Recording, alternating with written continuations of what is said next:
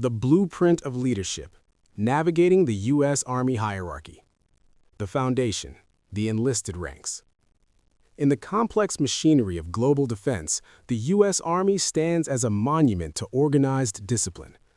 At the heart of this organization is a system of ranks that provides a clear structure of expertise, responsibility, and authority. To understand the Army, one must first understand its foundation, the enlisted soldiers. These individuals are the lifeblood of every mission, the technical experts who perform specific job functions and ensure that high-level strategies are translated into successful ground-level operations. The journey often begins at the most junior level, known as Private E-1. Most soldiers receive this rank during basic combat training. Interestingly, this rank carries no insignia, symbolizing a clean slate, a beginning where the soldier is a student of the profession, absorbing the fundamental skills of warfare. As they complete their initial training, they earn the promotion to Private E2. At this stage, the focus is on the application of new knowledge and the discipline of following orders. It is the first step in a long ladder of professional development.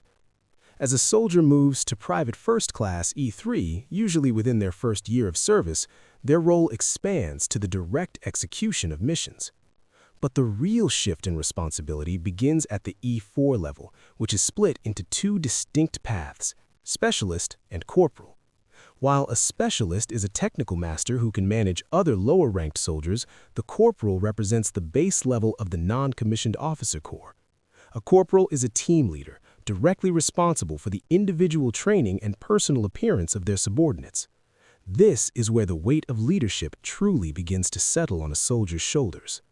The backbone, the non-commissioned officer corps.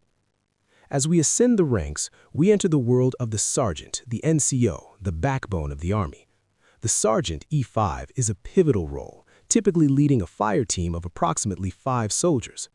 A sergeant is more than a manager. They are a mentor and a standard setter. They oversee daily tasks and provide the constant, hands-on leadership that ensures the unit lives up to the Army's highest ideals. Moving higher, the Staff Sergeant E6 leads a larger squad of 8 to 16 soldiers, often supervising one or more sergeants. Their focus shifts toward the development and maintenance of every soldier's full potential. At the E7 level, the Sergeant First Class acts as a key assistant and advisor to platoon leaders, bringing typically 10 to 15 years of experience to the table. They are the bridge between the tactical execution of the squad and the broader planning of the platoon. The E8 rank introduces the Master Sergeant and the First Sergeant. While a Master Sergeant serves as a principal NCO at the battalion level, the First Sergeant is famously known as the lifeblood of a company. They are the ultimate providers, disciplinarians, and counselors. They advise commanders, instruct other sergeants, and help train both enlisted soldiers and junior officers. Their influence is felt in every corner of the company. At the pinnacle of the enlisted ranks is the Sergeant Major, E9. These individuals are the ultimate subject matter experts in their technical fields and serve as senior enlisted advisors to staff officers. The Command Sergeant Major, E9, carries even more weight, advising commanding officers on the performance and conduct of every enlisted soldier in the unit. Their opinions matter because they represent the collective experience of the entire force. Finally, there is only one Sergeant Major of the Army, the senior enlisted advisor to the Chief of Staff of the Army, overseeing every NCO in the entire force. This is the highest level of enlisted achievement, a role defined by absolute strategic influence. The technical experts, Warrant Officers. Between the enlisted foundation and the commissioned leadership lies a unique class of professionals. The Warrant Officers are the adaptive technical experts, combat leaders, and trainers who manage the Army's most complex systems. While they can and do command units, vessels, and aircraft, their primary task is to serve as the ultimate technical authority in their specific fields. The journey begins at Warrant Officer 1, appointed by the Secretary of the Army. As they progress to Chief Warrant Officer W2 and Chief Warrant Officer W3, their tactical and technical expertise becomes an advanced resource for commanders at the detachment and brigade levels. By the time they reach Chief Warrant Officer W4 and Chief Warrant Officer W5, they are senior-level experts who provide essential advice to command levels and mentor the next generation of warrant officers. Warrant officers are the bridge builders. They ensure that the Army's equipment, from armored vehicles to sophisticated communication networks, is integrated across the full spectrum of operations.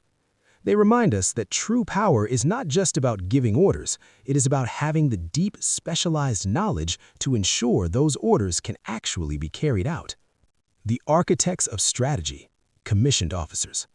Finally, we arrive at the commissioned officers, the managers, problem solvers, and planners who lead the Army in all situations. They are the influencers who assign tasks, plan missions, and bear the ultimate responsibility for the success or failure of an operation. The company-grade officers, Second Lieutenant O-1, First Lieutenant O-2, and Captain O-3 handle the most immediate leadership roles, managing troops at the platoon and company levels. A captain, for example, might command a company of 60 to 200 soldiers, working closely with NCOs to ensure peak training and performance. The field-grade officers, Major O4, Lieutenant Colonel O5, and Colonel O6, take on massive responsibilities as advisors, instructors, and leaders of entire battalions or brigades.